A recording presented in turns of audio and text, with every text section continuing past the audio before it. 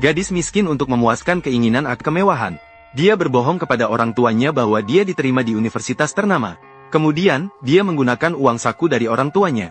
Dia diam-diam mendaftar kelas persiapan ujian masuk universitas. Agar orang tuanya tidak curiga, dia mulai belajar malam hari untuk mempersiapkan ujian. Dia berharap bisa diterima setelah 1 tahun persiapan.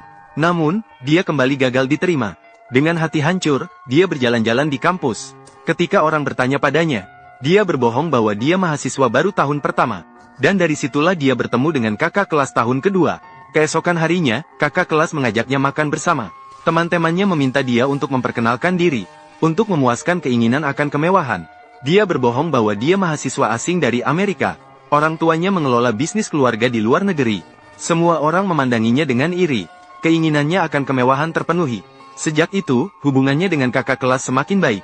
Dia bahkan diundang untuk ikut dalam kegiatan klub oleh lawan mainnya.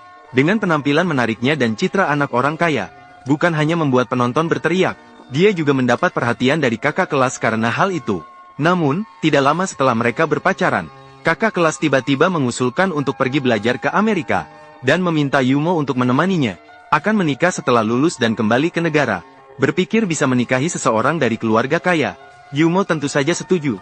Keesokan harinya, dia kembali ke kampung halaman, mencari alasan untuk meminta uang kepada ayahnya.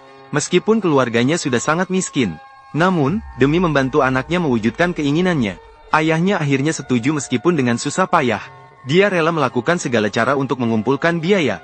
Namun, kebohongan selalu akan terbongkar suatu hari. Saat keduanya bersiap-siap untuk naik pesawat, pacarnya menerima telepon dari ibunya, Yumo.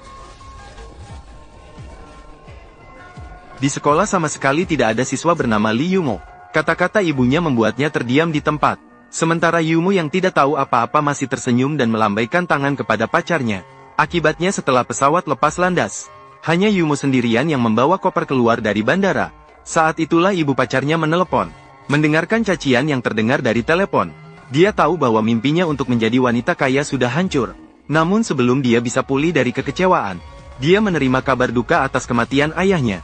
Ternyata ayahnya sudah lama menderita kanker, karena takut mengganggu pendidikannya, sehingga dia tidak pernah mau mengeluarkan uang untuk pengobatan. Kenyataan yang kejam membuat Yumo tersadar. Dia juga menyadari kesombongannya sendiri. Yumo memutuskan untuk tidak lagi meratap. Dia ingin merawat ibunya dengan kemampuannya sendiri. Maka dia menemukan pekerjaan sebagai pekerja museum seni. Barang apapun di sini sangat berharga. Bahkan kursi biasa pun bernilai jutaan. Pemilik galeri seni memiliki seorang putri, cantik, kaya, dan juga lulusan luar negeri. Galeri seni ini juga adalah hadiah dari ibu sang putri. Kondisi keluarga yang kaya membuat Yumo merasa tak adil.